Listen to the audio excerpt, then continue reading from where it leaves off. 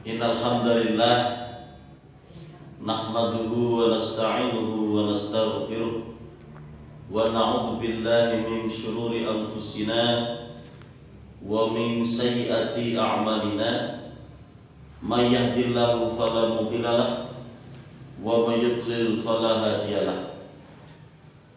Asyhadu an la ilaha illallah wahdahu la syarika lahu wa asyhadu anna Muhammadan abduhu wa rasuluhu la nabiyya ba'dah. Allahumma shalli wa sallim wa barik ala Muhammad wa ala alihi wa ashabihi ajma'in, amma ba'd. Qala Allah ta'ala fil Qur'anil Karim, a'udzu billahi minasy syaithanir rajim. Ya ayyuhalladzina amanu qu anfusakum wa ahlikum nar. Al-ayat sadaqallahul adzim. Bapak-bapak, ibu-ibu, jamaah pengajian pimpinan ranting Muhammadiyah Karangdowo yang dirahmati Allah, mari kita senantiasa untuk selalu bersyukur kepada Allah. Alhamdulillah kita masih diberi banyak kenikmatan, terutama nikmat sehat dan semangat. Karena dengan sehat kita diberi kekuatan fisik untuk bisa melangkahkan kaki menuju majelis taklim ini. Kemudian tidak hanya sehat, kita diberi semangat, itu yang menggerakkan secara jiwa. Jadi kalau sehat itu dari sisi fisik, raga, semangat itu dari sisi semangat jiwa. Jadi betul-betul kita bersyukur masih diberi sehat dan semangat. Sebab kalau hanya sehat, banyak orang yang sehat tidak mau atau belum mau mendatangi majelis taklim. Kata mboten ibu-ibu, kata dan banyak juga orang yang diberi semangat tapi dalam kondisi sakit. Aslinya pingin menghadiri majelis taklim pengajian, tapi kondisi ini sakit sehingga mboten saged rawuh. Ini sehingga semoga dengan tayangan lewat media ini bisa membantu saudara-saudara kita yang di rumah, karena juga di cabang Pekajangan ini sentralnya yaitu di Masjid Taqwa, itu pengajian Muhammadiyah belum dimulai, sehingga berdampak di ranting-ranting musola masjid sekitar belum dimulai, sehingga inisiatif dengan membuat video rekaman sehingga nanti bisa dilihat dari rumah masing-masing untuk bisa mengikuti pengajian. Bapak Ibu jamaah rahimakumullah, dalam rangka kita mensyukuri nikmat Allah, mari kita menambah ketaatan kita kepada Allah. Semakin hari, semakin tambah usia, kita semakin taat kepada Allah. Dari sisi ibadah kita semakin baik. Selalu saya contohkan sholatnya selalu dijaga awal waktu dan berjamaah. Kemudian juga kehusuan sholat. Kadang-kadang sholat 4 rakaat sing khusuk pinten rakaat Bu. Bapak guyu dengan lah khusuk mboten biasane. Bapak mboten khusuk babar blas. Lah niku nggih 4 rakaat sing khusuk ya mungkin rakaat pertama diusuk-usuke. Tapi rakaat kedua kelalen nggih mboten khusuk malih. Lah niku memang terjadi biasakan. Niku sing dimaksud meningkat secara kualitas. Terus secara kuantitas jumlah salate maksudnya nopo? Nek pun saged sing wajib, salat sunah dilampahi, nggih, salat sunah rawatib, salat sunah duha, salat sunah tahajud, salat sunah tahiyatul masjid, menawi masjid ya. Nah niku dari sisi sholat, kemudian juga dari sisi infak sedekah. Semoga kita bisa menambah, ini kaitan dengan amal, semakin menambah ya infak sedekah kita. Kemudian juga di bidang akidah, tadi ibadah di bidang akidah kita semakin mantap beragama Islam. Mantap napa mboten Mas berislam? Mantap. Wala tamutunna illa wa antum muslimun. Jangan sampai kalian mati kecuali dalam kondisi Islam. Tetap menjaga Islam sampai mati, sampai akhir hayat kita masing-masing. Itulah yang harus selalu dijaga. Dan juga ikrar yang selalu kita ucapkan, iyyaka na'budu wa iyyaka nasta'in. Hanya kepadamu ya Allah kami menyembah, dan hanya kepadamu ya Allah kami mohon pertolongan. Itu bukan hanya di lisan, tapi diamalkan dalam perbuatan. Biasanya contoh kecil ibu-ibu, jenengan nek sirahe mumet sing disebut Gusti Allah napa Panadol? Ya Allah, sirahe mumet. Dan itu sing disabat Allah. Ojo kan langsung kilingane nek mumet langsung Paramek. Mumet kilingane Panadol. Dan itu kalau nanti cerita tuku Panadol sing dodol wong Tegal. Nyo arep tuku apa? Apa lho mau Panadol. Apa tuku Panadol? Itu maksudnya Panadol merek obat niku kan. Ngomong Panadol. Dan iku mangke tukaran. Arep tuku ora ya Panadol. Maksudnya tuku obat mumet ditawani Panadol. Nggih. Monggo Bu saged lebet. Jadi tadi kalau kita sakit ya kita yang diingat Allah, ya Allah. Ini sabar berarti kita mengakui bahwa ini pemberian dari Allah. Ya, kemudian tadi untuk bisa tabah menjalani sakit. Sebab enten jalan menuju surga niku nggih menika posisi pasif utawa napa namine ati nggih. Pekerjaan hati mengantarkan ke surga nggih menika nggih sabar niku.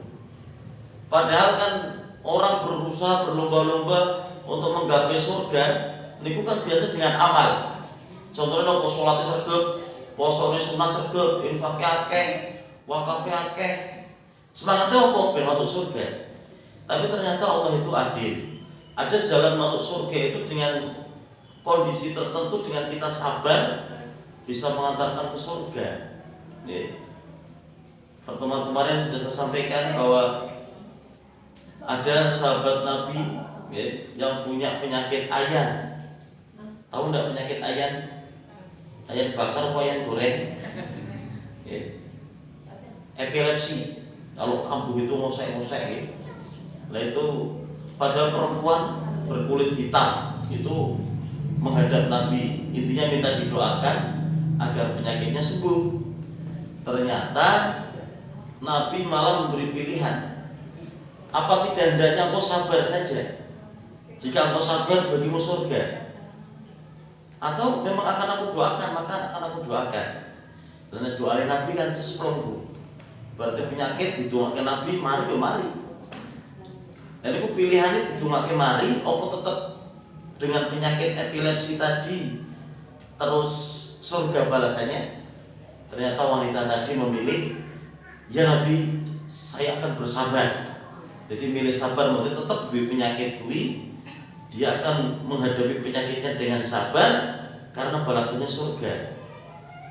Tapi wanita tadi minta kepada Nabi, ya Nabi, tapi mohon ya Nabi, doakan jika waktu aku kambuh supaya auratku tidak terbuka. Padahal kok ireng duwe isin Bu nggih. Nek auratnya terbuka. Padahal sama sing projo ora delok maksud. Iki habsi niku kan bukan ireng-ireng ya. Banyak orang-orang hitam yang masuk Islam seperti Bilal itu orangnya hitam. Tapi Islam tidak melihat hitam putih, hitam pun beriman surga. Nah itu tadi wanita hitam tadi. Jadi ingin betul-betul surga sehingga rela dan ikhlas dan sabar menghadapi penyakitnya. tapi minta didoakan ketika kamu jangan sampai kebuka auratnya. Itu. Jadi ada menempatkan surga dengan sabar. Ada tadi dengan berusaha, dengan harta, dengan kesungguhan, sholat tahajud, sholat malam ya, kemudian puasa sunnah, itu semangatnya untuk surga. Nah ini sehingga kalau misalnya para jamaah ada yang diberi penyakit, itu berarti Allah masih memperhatikan kita. Allah berarti masih sayang dengan kita. Ya, dengan diberi penyakit, sabar, ambrol dosa-dosa. Ya, jadi seperti itu. Sehingga memang saat ini ya saya juga sering mendengar berita, tidak sekali dua kali ada teman yang belum tua usianya, dia masih muda, kena corona meninggal dunia. Kemudian masih muda, ini yang baru saja ya, meskipun coronanya sudah sembuh tetap meninggal dunia.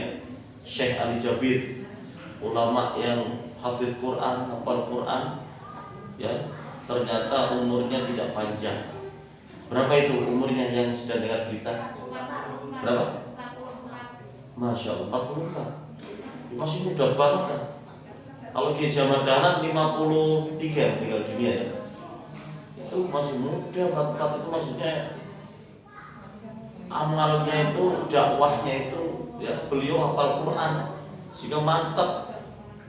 Ya, mantap, betul-betul menguasai ilmu ya, makanya meskipun satu meninggal dunia yaitu Syekh Ali Jabir, semoga akan tumbuh generasi-generasi Islam, generasi-generasi dai-dai, mubalek-mubalek, alim ulama yang muncul ya, menggantikan beliau.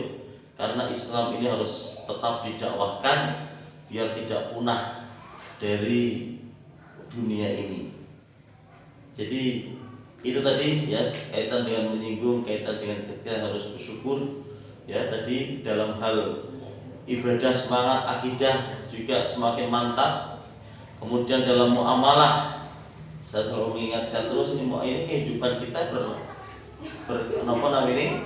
berkecimpung atau berkutat seputar itu, ibadah, akidah, akhlak. Akhlak kita supaya baik. Kesaksian para teman-teman dan para ulama yang lain tentang Syekh Ali Jabir, bahkan Ustadz Abdul Somad menyampaikan bahwa Ustadz atau ya Syekh itu betul-betul akhlaknya luar biasa. Di samping menghafal Quran, itu akhlaknya Qurani. Itu dipuji oleh Ustadz Abdul Somad ya, tentang Syekh Ali Jabir. Nah ini kita pun supaya juga seperti itu. Karena pengikut Nabi Muhammad itu ya akhlak itu supaya betul-betul kita tata. Ya innama bu'itsu liutammima makarimal akhlak, kata Nabi. Tidak diutus aku kecuali hanya untuk menyempurnakan akhlak. Sehingga dengan kita rajin ngaji ini, kita ingatkan biar akhlak kita, mari yang punya akhlak-akhlak tidak baik, karena ada akhlakul karimah, ada akhlakul mahmudah ya. Jadi ada akhlak yang tercela, ada akhlak yang terpuji. Itu. Sehingga kita pelihara yang akhlak terpuji, yang akhlak tercela kita tinggalkan. Ya. Akhlak yang tercela contohnya jengkelan. Ono ora ki jengkelan. Ora makan sing jengkelan ya.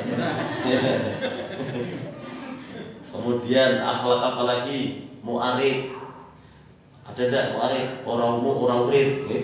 Seneng umum terus nggih. Enten mboten Bu? Ora makan juga. Sing mu'arif, ora umum, ora urip niku akhlaknya tidak baik. Nganjoke amal nggih, terus amale akeh sedekah akeh jebule mau nyanggo pamer. Delok japura ora bakal. Mu'arif, ora umum, ora urip, ya sering umum terus nggih. Nah itu jangan sampai kita punya sifat seperti itu ya.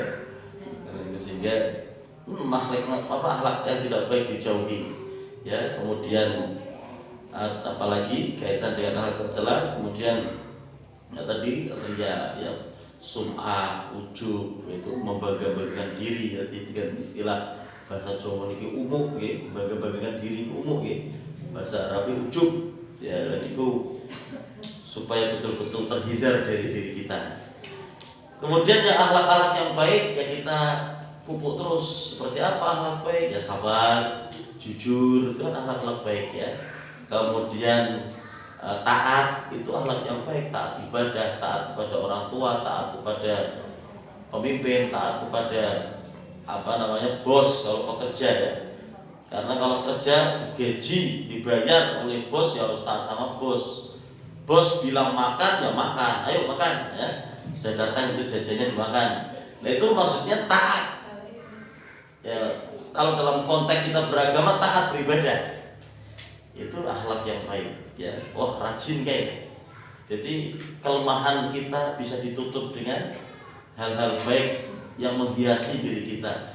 Kayak orang ganteng kok, lah kok jadi disebut tuh. Tapi sholatnya sego. Tapi dibalik lah sholat sego kok, tapi orang ganteng ini. Nah itu maksudnya menutup kekurangan kita. Ya bukan kita untuk memperlihatkan pamer ya, bukan. Tapi maksudnya dengan akhlak yang baik itu menjadi pakaian kita, ya, menghiasi diri kita.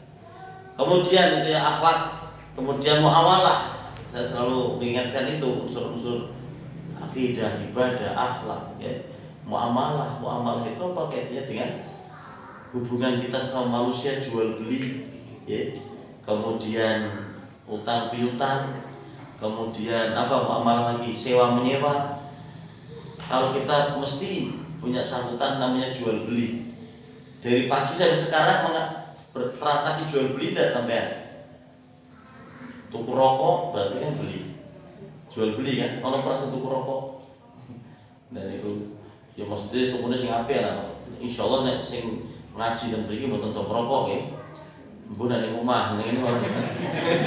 Kalau tuku rokok. Ya itu jadi betul-betul kaitan dengan terutama para pedagang. Jadi pedagang yang jujur itu muamalah seperti itu. Jangan mengurangi timbangan, jangan mengurangi takaran, ya. Jangan dusta, ngapusi, dodol ngapusi, ya. Ayo, jeruk manis, ya. Jeruk manis, jebule sing teko wong sing ora tuku jeruk manis, lurune sing kecut. Aku lurune sing kecut piye, Mbak? Apa ora? Lho nyidam. Oh iya, iki asline kecut iki. Jare mau manis, ya. Itu jangan sampai kemudian dalam jual beli berbohong atau kemudian mengoplos, mencampur. Kalau dulu ada bensin dicampur dengan minyak tanah, lamonium. Sekarang berani tidak bakul bensin nyampur dengan lamonium. Lamonium itu larang gitu. Berapa pinten Bu seliter? Ada betul. Berapa? 15.000 per talit pinten Mas? 10.000. Beliau larang lamonium nih. Karena nyampur berarti dodol lamonium campur pertalit Bu. Sehingga bati ngedole lamonium padahal campurannya pertalit saya harga 10.000 didol 15.000. Lah itulah kejujuran. Kemudian sehingga jual belinya tidak curang. Kemudian dalam hal utang piutang jangan sampai kita terjerat dengan dosa riba. Dosa riba cabangnya macam-macam. Dosa riba yang cabang paling ringan itu dosanya setara dengan berzina dengan ibu kandungnya sendiri.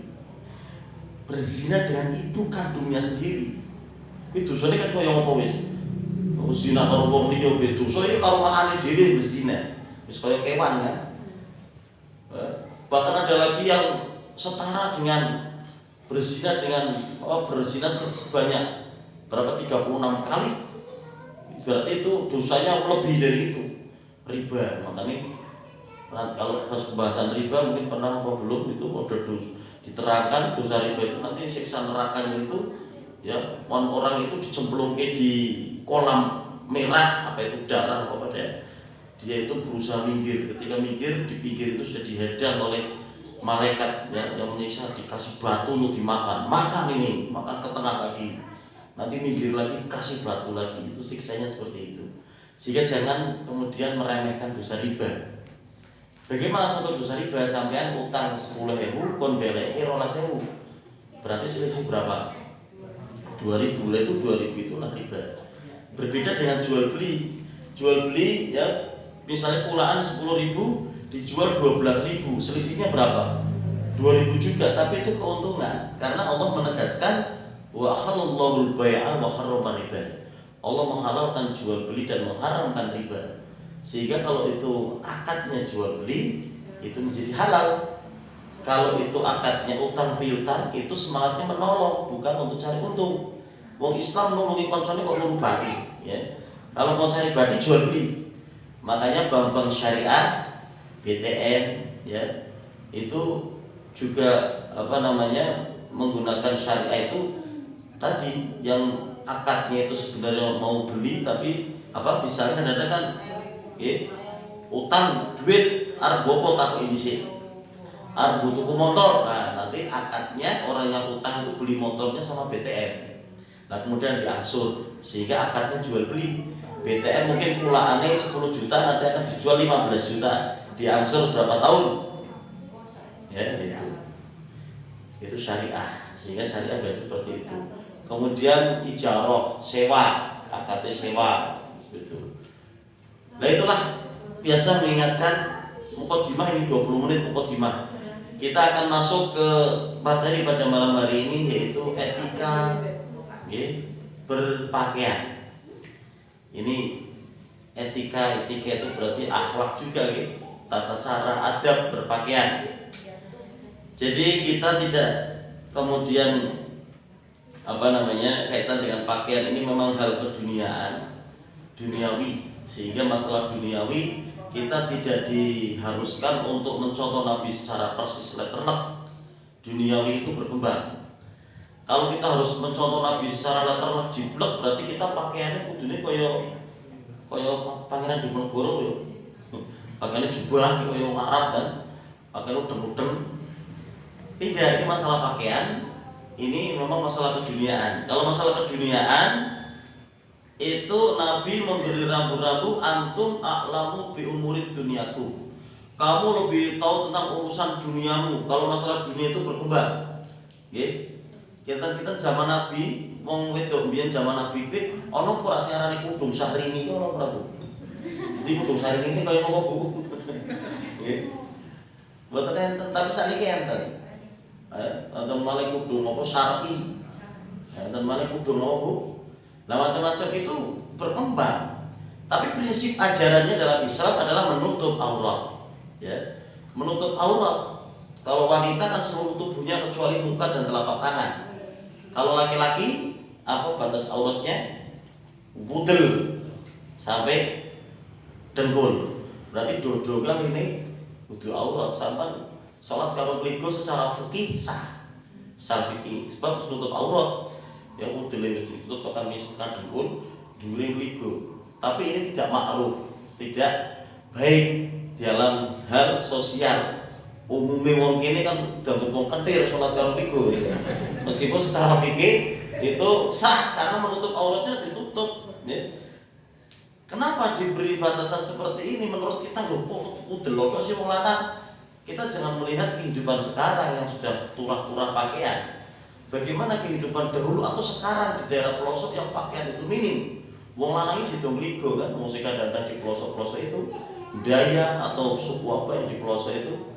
Nah itu masih terbatas. Dulu zaman Nabi pun yang namanya pakaian itu masih terbatas. Kalau di film-film ya seperti The Message itu kan orang-orang budak itu malah do mligo kan di kelambi. Nah karena itu sehingga batas laki-laki hanya udul sampai dengkul ya. Jadi seperti itu. Kalau perempuan seluruh tubuhnya kecuali muka dan telapak tangan. Nah itu perintahnya ditutup lah ya. Lah kemudian caranya ya berkembang. Ya sesuai dengan kearifan lokal. Misalnya kalau di Pekalongan ya ada batik ya. Bid'ah enggak ini pakai batik zaman Nabi apa pakai batik? Ya, enggak ada zaman Nabi pakai batik. Cuma ini konteksnya konteks duniawi sehingga hal keduniaan ini boleh berkembang. Ini bukan masalah ajaran ibadah atau ajaran agama. Pakaian itu berkembang. Ajarannya adalah menutup aurat. Caranya bagaimana? Ada pakai bajunya aja ada baju koko, baju apa lagi? Hem, baju apa mana? Biasa kan baju apa Mas? Koko. Sweater, itu sweater macam-macam. Ya, itu cara. Itu diperbolehkan selagi tidak dilarang oleh agama, ya. Jadi masalah keduniaan yang tidak dilarang itu pada prinsipnya boleh, ya. Tapi kalau dilarang ya nggak boleh. Seperti narkoba, zaman Nabi nggak ada narkoba. Sekarang ada narkoba, berarti boleh apa tidak? Karena itu dilarang oleh agama kan. Sesuatu yang memabukkan itu adalah khamar. Khamar itu haram.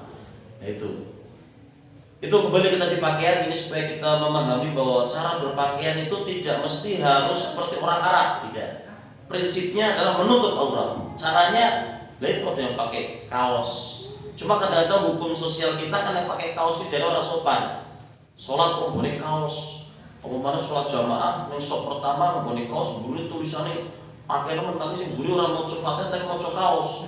Boleh orang khusyuk. Nah itulah. Sehingga ya makanya dalam dakwah itu kan dalam ayatnya itu kita diperintahkan untuk mengajak kepada khair, ya.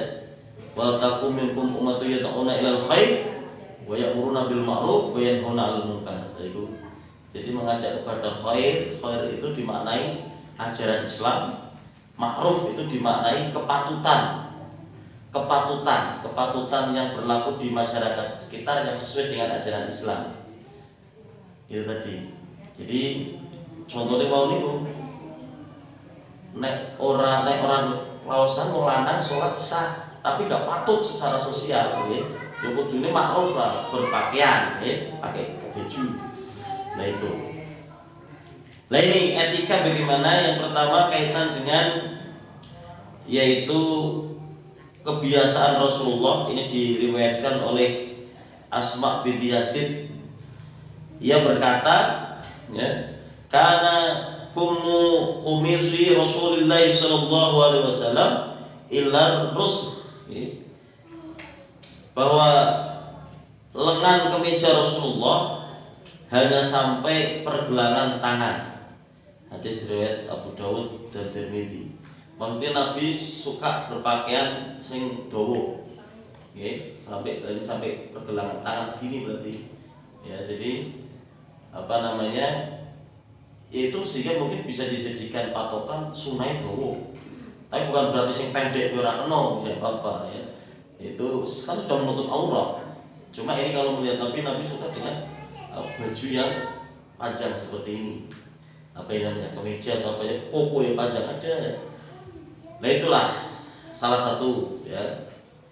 Kemudian dalam hadis yang lain, wa Ali bin Umar radhiyallahu anhu, anna Nabi sallallahu alaihi wasallam qala, man jarra thawbahu khuyala'a lam yanzurillahu ilaih yaumal qiyamah. Faqala Abu Bakr radhiyallahu anhu, ya Rasulullah, inni izari yastarhi illa an ata'ahada. Faqala lahu Rasulullah sallallahu alaihi wasallam, innaka lasta mimman yaf'aluhu khuyala. Ini diriwayatkan dari Ibnu Umar bahwa Rasulullah sallallahu alaihi wasallam itu bersabda, barang siapa yang menurunkan kain di bawah mata kaki karena sombong, maka pada hari kiamat nanti Allah tidak akan melihatnya. Nih yang disebut dengan isbal. Isbal itu pakaian atau sarung atau celana, ini bagi bapak-bapak. Kalau ibu-ibu kan memang sampai kakinya kan harus ditutup semua. Jadi bapak-bapak kalau menjulurkan pakaian sampai melebihi mata kaki, ya, apalagi sarung, apalagi celana, ya, yang disebut dengan isbal, ya. Ini Nabi bersabda, ini karena sombong, ada catatan karena sombong, maka pada hari kiamat nanti Allah tidak akan melihatnya. Ini yang kemudian ada saudara-saudara kita yang memahami secara tekstual, sehingga naik katoan, naik sarungan cingkrang-cingkrang, ya.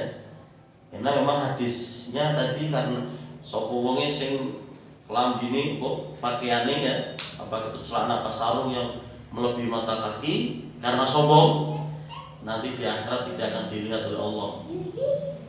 Ini kalau dilihat dari konteks hadisnya, sombong itu penekanannya.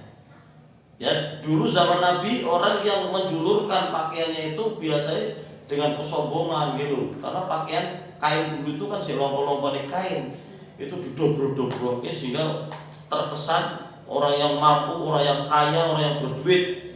Sehingga dengan kesombongan maka Rasulullah mengancam berpakaian sampai menjulurkan melebihi mata kaki karena sombong, ya itu tidak akan dilihat oleh Allah nanti di akhirat.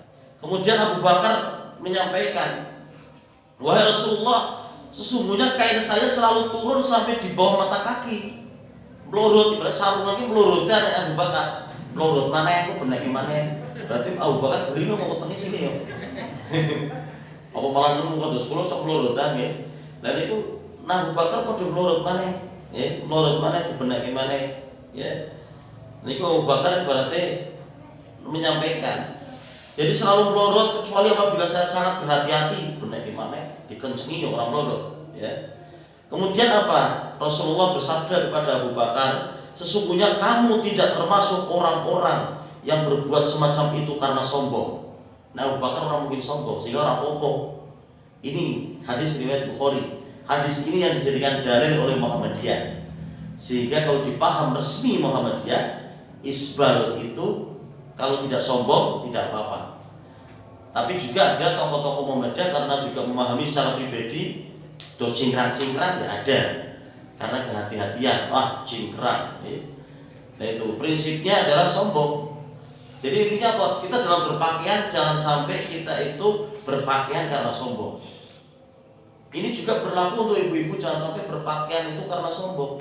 Ilah atau sebab dari hukum ini diharamkan karena sombong. Sehingga kalau berpakaian ternyata niatnya sombong, itu diancam. Ya. Dalam hadis yang lain itu malah diancam neraka. Ya. Ini dari Abu Hurairah bahwa Rasulullah SAW bersabda, ya, la yanzurullahu yaumal qiyamah ya ila man jarra izarahu baqar. Nanti pada hari kiamat Allah tidak akan melihat orang yang menurunkan kainnya di bawah mata kaki karena sombong. Hadis riwayat Bukhari Muslim. Okay. Ada lagi dalam riwayat lain masih dari Abu Hurairah, kain yang berada di bawah mata kaki adalah baginya dari api neraka. Hadis riwayat Bukhari. Sehingga ini ancaman neraka, Mas. Sing katoke punjul di pondok neraka. Sehingga kalau memang dipahami secara tekstual, orang delok penyebabnya karena sombong, ya memang akhirnya ya wis dicingkrangke katoke. Ya. Tapi kalau paham resmi Muhammadiyah tadi, fatwa majelis tarjihnya mengutip hadis Abu Bakar tadi. Nah, Abu Bakar orang mungkin Abu Bakar sombong sehingga dobrok menjuliti mata kaki orang apa. Nabi seperti itu kan? Nah itu. Nah ini juga berlaku bagi ibu-ibu, jangan sampai berpakaian karena sombong. Ya, biasanya kita nepas ning resepsinan coba larang ngantel buktikan. Abdi pamer nabi ya berat. Lah itu aja diniati sombong ibu-ibu. Yo memang niatnya aku yo noto apa ben pantes orang mudane berfoto wah yo kudu ora kalah ojo. Ya, orang sombong itu kan pengin dirinya itu lebih berkelihatan wah yang lainnya itu di bawah saya. Itu sombong. Ya kita ya wajar lah sejenenge menghormati apa namanya, menghormati awake dhewe wajar lah pengen pakaian sing apik, pengen pakaian itu manusiawi. Tapi jangan sampai ada niatan untuk sombong. Ya paling ndak aku pantes lah nek resepsinan iki nggone yo klambi sing pantes. Mosok nek resepsinan nggone daster ya. Makanya kan paling por ngene ibu-ibu nek kon pentas ning resepsinan ya. Apa wae digongone kabeh. Kowe duwe gelang sak lengan dienggo kabeh. Ora iso nekuk mangan jajan itu angel kok. Mangan jajane angel lan neku angel. Wong semene wong kan Pak. Kadang-kadang ora gatel, kowe tetane gatel kricing mentu ro kabeh. Ana apa ora sing kowe Bu? Ora mangan kok. Ini makanya karena pakaian diantaranya kan aksesorisnya ada perhiasan di perempuan ya. Ngono palu iki dienggo kabeh gede-gede, kudungan kok ning jaba kudung ya. Sementing masih katon gitu. Semua gede gambare tengkorak. Tengkorak emas gitu. Dan maksudnya kadang-kadang niat pamer nggih gede-gede ini kok kalune ora tapi emas iki gede. Ya mantap nggih. Nah niku kadang-kadang ya udu emas kok nggo penampilan terus pokoke anggo tuku gelang besi kok aku penting krincing-krincing ya. Ya ono juga sing kok ibu. Lah itulah kalau niatnya sombong terancam nanti neraka. Karena memang dalam satu riwayat diterangkan kalau orang dalam hatinya ada sombong, meskipun itu sebiji sawi dia tidak akan masuk surga. Makanya ojo sampai punya perasaan aku lebih hebat dari dia. Kalau bisa itu malah ini akhlak yang baik. Ya tadi rendah hati, tawadhu ya, tidak kemudian tinggi hati ya, kemudian pengen wah kene kuwi misalnya kadang-kadang bahasa sombong kayak ngono kan. Kene kuwi ora sing sak level karo aku. Ini sombong. Merendahkan orang lain, menganggap dirinya itu hebat. Ya. Jangan merasa hebat kalau Allah itu akan mencabut karena kekayaannya dicabut kekayaannya sehingga dia jatuh miskin. Gampang nopo angel Bu, insyaallah. Gampang, nggih. Sugih koyo ngopo mau bangkrut entek dunyane. Nah, orang itu delok sinetron Indonesia. Sugih temen orang melarat gitu aja. Dan itu. Tapi bagi Allah itu mudah, sehingga kita jangan merasa weh gitu dunya akeh, itu jangan ya. Kemudian sombong karena pendidikan. Gitu. Aku gelare wis wong paling S1-nya wis tekan S teler nggih. Nah itu karena kuliah tekan S1, S2, S3, S teler wis ya. Teler gawene tugas akhir ora dadi nggih. Gawe disertasi ora dadi, gawe tesis ora dadi, gawe skripsi, S1 skripsi ora dadi. Jangan merasa wah, jangan merasa paling hebat, jangan merasa lebih hebat dari orang lain. Ya, kalau kita melihat ada orang yang di bawah kita, mungkin secara secara pendidikan mungkin Allah memberi kelebihan kepada dia. Okay. Kalau ada secara ekonomi dia mungkin lebih miskin dari kita akan katakan dia mungkin ibadahnya lebih mantap daripada aku. Sehingga kita tidak punya kesempatan untuk sombong. Ya, sehingga tadi betul. Ini kaitan dengan berpakaian tidak boleh sombong. Tapi ancamannya tadi menjulurkan kain ya, apa itu sarung, apa itu celana sampai melebihi mata kaki, itu yang disebut dengan isbal. Itu diancam dengan neraka, ya, neraka. Kemudian dalam hadis yang lain diterangkan, wa an Abi Dzar, dari sahabat Abi Dzar, ya. Ini meriwayatkan bahwa Rasulullah sallallahu alaihi wasallam bersabda, "Thalathatun la yukallimuhumullahu yaumal qiyamah wala yanzuru ilaihim wala yuzakkihim walahum adabun alim." Qala faqara'aha Rasulullah sallallahu alaihi wasallam thalatha mirrat. Qala Abu Dzar khabu wa khasiru man hum ya Rasulullah. Qala konteks ilah dari hukum tadi adalah sombong. Berarti berlaku untuk ibu-ibu juga yang pakai karena sombong itu tadi tidak akan dilihat oleh Allah, tidak akan diampuni oleh Allah. Dan ada orang yang berpakaian cingkrang ternyata karena sombong itu malah diancam neraka. Jadi kalau toh memang cingkrang dia niati kurang hati-hati temenan menuju kaya ancamannya Kanjeng Nabi. Itu kemudian nyomen ketok soleh dan ketok alim, pakai cingkrang jenggote dawa, soleh dan niate kok malah sombong. Bahkan itu yang kita sasaran dari hadis ini. Jadi ya kalau memang ada yang punya keyakinan aku butuh cingkrang ya monggo. Tapi jangan sampai ada niat men ketok alim, men ketok soleh, men ketok wah, tidak. Ya diniati memang hati-hati. Ya untuk kehati-hatian. Karena juga banyak saudara-saudara kita yang meyakini seperti itu. Ya meskipun Muhammadiyah pimpinan-pimpinan Muhammadiyah yang hati-hati, ya padha ngono, menghindari isbal sehingga caranya cingkrang-cingkrang. Jadi seperti itu. Ya, jadi ini biar paham. Oh dasar itu dengan apa sih ada saudara-saudara kita ya kabeh cingkrang. Lah kalau Muhammadiyah tidak cingkrang harus paham juga. Dalilnya adalah tadi Abu Bakar nggak apa-apa karena nggak sombong. Sehingga kita pun kalau nggak sombong ya nggak apa-apa, penting jangan sombong. Okay. Bahkan nek saiki nggo celana-celana geber-geber ning ning tanah kotor opo sak disombongke. Kayak kok jorok temen malah isin ya. Opo sak disombongke. Engko celana bebot celana wis apa tanah pandel ya. Ono ora sing kuwi. Ora mangkat juga. Engko celana dawa nggih. Kemudian yang kena ceramah apa debu tanah. Lha yo nek misalnya kowe arep sapa sak disombong apa nek karena budayanya beda. Mungkin budaya dulu pakaian sing sampai kelamprang-kelamprang bagi laki-laki itu ketoke wah. Saiki duwah wong kentir ya. Lah wong klambi kok dilamprah-lamprahke ning napa ning tanah. Nah itulah memang kaitan dengan hukum sosial itu beda tempat, beda cara atau beda tanggapan ya. Nah itu sehingga betul-betul hati-hati gitu ya. Kita pahami oh ternyata maksudnya orang itu sombong. Bahkan sing katoke dicingkrake ternyata niate sombong malah ra kena. Nggih, malah nanti diancam dosa. Itu yang pertama ya. Orang yang tidak akan dilirik oleh Allah di akhirat nanti orang yang tadi berpakaian secara sombong. Isbal, ya, karena dulu isbal itu menjulurkan kain itu dianggapnya sombong. Kemudian orang yang suka menyebut-nyebut pemberiannya, ya, menyebut-nyebut pemberiannya, istilahnya nopo buku neten mudah mungkin, wis ngei wis kudune ikhlas.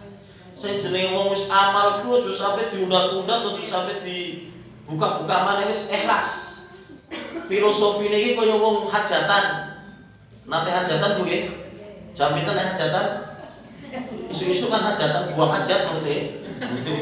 Jadi itu kaya wong buang hajat wis plung yo wis delok kok ora dikejar. Meskipun mamane duren, sate kok ora digoreng peracak durene sih atau peracak. Tidak. Ikhlas niku filosofinya seperti itu. Kaya wong wis plung sama ning kali apa ning WC. Nah ning kali kan plung des ilang kok. Yo bisa orang di luar minum maniman kayak padahal iki mangane mangan kae duren. Duren siji kok 1.000. Jadi ikhlas itu ya sudah dikasihkan ya sudah. Ya. Sama misalnya ngei sesuatu karo kancane sampean wis aja diundat-undat. Monggo jebule sampean ono pamrih, kowe boro-boro pengen tak kei lu gantian ditulungi. Nah itu berarti undat-undat. Boro-boro pengen tak kei yo. Boro-boro lah mas kok sampean ini. Ya. Itu jangan sampai ada undat-undat. Ini Allah tidak akan melihatnya. Orang yang menyebut-nyebut pemberiannya wis ngei ikhlas. Tadi filosofinya kayak orang buang hajat ya. Jangan sampai kemudian duwe mangan sate maneman tak deloke sik ono bekase ora ya wis siji ra mlebune ireng metune kuning ya bro. Seperti itu. Jadi supaya kita itu ikhlas. Kemudian yang ketiga, orang yang menjual barang dagangannya menggunakan sumpah palsu. Kayak tadi. Contohnya sumpah palsu itu contohnya ono wong dodol apa terus iki yakin wis dinyang semene, wis dinyang 5 ringgit yakin. Iki tapi harus sampean koran tak keki, tapi iki mau wis dinyang 5 ringgit durung tak keki. Padahal ora sing nyang. Yakin wallahi mau wis dinyang iki 5 ringgit. Arti kurang mas 5 ringgit iki piro? Makanya kayak teman saya itu di perjalanan neng dalan pas tuku klambi kok ngomongi ini berapa jawabnya bakule itu ini cepet orang ngerti lah kalau ceprut boleh enggak lah kalau malah sing takok kene arep takok cepet piro kan isin malah mau diangel ke sisa lah nek ceprut boleh enggak lah kalau lah ceprut itu berapa lah cepet berapa ini kan nah iya jenengan ngetos potong nah jenengan ngetos rigit-rigitan nah 5 ringgit itu pinten Bu? Nah 7 ringgit itu pinten? Kalau kertasnya pokoknya 5 ringgit berarti nek regane jutaan ya berarti 1.250.000 5 ringgit ya. Nek regane jutaan berarti nek 7 ringgit berarti 1.750.000 to ya. Nah 7 ringgit 750. Nek regane iki basa puluhan ewunan ya 5 ringgit iki berarti 2.500. Nah itu ringgit iki masing nom-nom ora arti aman ringgit. Padahal ringgit itu mata uang Malaysia. Nah itu tapi akrab nih kalangan ini ringgit. Dan bahasa itu bahasa Betawi itu ya sing apa tadi cepet. gopek, ya. Apalagi bahasa Betawi apa ya? Gopek. Nah itu tadi, atau kelambi ini berapa? Ini cepet. Lah kalau ceprut boleh nggak? Kayaknya ceprut. Sehingga kalau saya tak kondisi, lah ceprut itu berapa? Lah kok lah tuh cepet berapa? Oh boleh cepet, saya nggak tahu cepet berapa. Itu, ya. Jadi itu ya apa namanya? Kaitan dengan berdagang tadi dengan sumpah-sumpah palsu, yakin iki wis dinyang semene, padahal urung sing nyang. Ya, itu berarti berdagang yang dengan cara-cara seperti itu Allah tidak akan melihat orang itu nanti di akhirat. Sehingga Bapak Ibu yang jadi pedagang, jadilah pedagang yang jujur, ya. Bahkan kadang-kadang saking jujure eleke iso dikandhake. Ki motorku ki, tapi memang iki tau tiba tau tiba. Malah kandhak-kandhake, ya. Ya tapi yang penting kadang-kadang dalam jual beli ya kalau toh apa namanya tidak bersumpah palsu, tidak berbohong. Misalnya mau menjual nek arep nuduh-nuduh kelek kan ora payu. Ki sing spluker ki yo, sing ngene ki wis pecah, ora bakal tuku. Ya pokoke arep padol ki barang wis. Nah itu cuma kadang-kadang memang itu dalam hukum Islam itu hiyar itu misalnya dol pinuku kemudian bisa membatalkan hiyar. Jadi misalnya sampean tuku HP misalnya, jebule HP-ne ngomongin jare api jebule, ya pokoknya ngedol kono jebule untuk cacatin sama rasa, lo aku jebule iki ora iso disetel, ya bisa kembalikan untuk bisa seperti itu. Hiyar aib berarti apa karena ada aib dalam barang yang dijual belikan boleh ditukar. Tapi kalau orang Yahudi apa ajarannya? Barang yang sudah dibeli tidak dapat dikembalikan. Itu Yahudi itu. Kalau Islam tidak, mestinya ada hukum hiyar tadi. Ya. Cuma nek kowe kabeh kadang-kadang ya, apa ya memang plus minusnya harus kejujuran, prinsip dalam Islam dalam muamalah itu jujur. Jadi nek misalnya ke memang rusak di mau nyuruh apa-apa ya mungkin rusak iki. Jadi selalu melindungi orang lain bahkan kalau iki jebule rusak nang ora sedo ngapurane. Seperti itu. Iya. Jadi jangan malah bohong.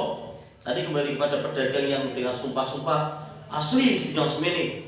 Sampai sumpah Allah iki dia yang semene. Padahal lurusnya ya. Sehingga jangan sampai seperti itu. Ya kalau saya mau jual beli, biasa sama nang ngadol Mas HP iso didol ora? Ya. Ngadol HP wis pokoke iki kondisiku dicek dhewe ora arti. Saya rusak opone pokoke nyong ngadol kowe iki. Ya. Itu tapi jangan sampai kemudian berbohong ya. Yakin iki yo anyar iki. Lah tukune kapan yo 2 tahun yang lalu, 2 tahun yang lalu anyar ya. Ini jadi supaya kalau jadi pedagang yang jujur jangan sampai sumpah palsu. Apalagi biasanya neng perdagangan ke kadang-kadang cok kerjasama karo calo. Makanya ono istilah nek sing dodol kebo bapak itu. Jadi memek buntut untuk duit. Jadi ono wong sik tuku nyang-nyang calone meron nempel yo ki gede ki. Wah iki sehat ki. Iki kebune beres ki. Maksudnya meyakinkan dan sing tuku luwih mantep. Mau wis bayaran nek karo sing dodol, dia jatahku Jadi calone kulo mbumbuni gitu ngono ya. Kadang-kadang kan seperti itu kan, calo yo ki beres ki. Wah beres ki HP ini beres. Wah iki lomo saiki lomo iki. Jadi intine ben tambah mantep sing tuku. Ngono bare calone pinter ame dek karo sing ngedol kan jatahe kan DKI. Nah inilah Bapak Ibu jamaah ya tadi kalau poin pokoknya kan yaitu yang berpakaian tadi ya, yang berpakaian secara sombong ini ancamannya. Nanti di akhirat tidak akan dilihat di samping orang yang berpakaian karena sombong juga orang yang menyebut-nyebut pemberian dan juga orang yang tadi berdagang dengan sumpah palsu. Senangnya sumpah-sumpah padahal tidak benar ya. Jadi seperti itu. Oke. Makatan Bapak Ibu memang ini hadis kaitan dengan apa namanya dalil-dalil tentang berpakaian ya. Karena sombong ini banyak ya di bab ini sampai ada 12 hadis ya. Nah, ini karena memang waktu terbatas semoga bisa kita lanjutkan pada pertemuan berikutnya ya. Dan karena memang ini insya Allah kita akan runtut. Makanya tadi saya melihat buku jurnal bu, aku ini mulangnya kok jangan-jangan diulang gimana? Mau sampai ada nih bulan harus tahu kayak. Wis tahu. Pemana kan ustadznya mulai sepi, wayai. Kan perasaan. Dari 3 jam kok jam 8, pemana Ustadz Adam jarang janjian, barisak jarang ono tamu, jam 10 barisak kok. Jadi seperti itu. Sehingga mohon maaf apabila ada hal-hal yang kurang berkenan Bapak Ibu. Ya, semoga nanti bisa diruntut. Ini kitab Riyadhus Shalihin ya, kitab hadis-hadis tentang ya, tentang akhlak, tentang kehidupan ya. Ini kitab Riyadhus Shalihin. Bapak Ibu jamaah, mari kita tutup dan kita akhiri pengajian kita dengan bersama-sama membaca doa kafaratul majlis.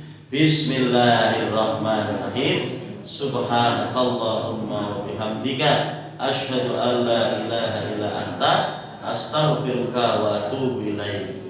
Nanti setelah ini kita laksanakan sholat jamaah Isya.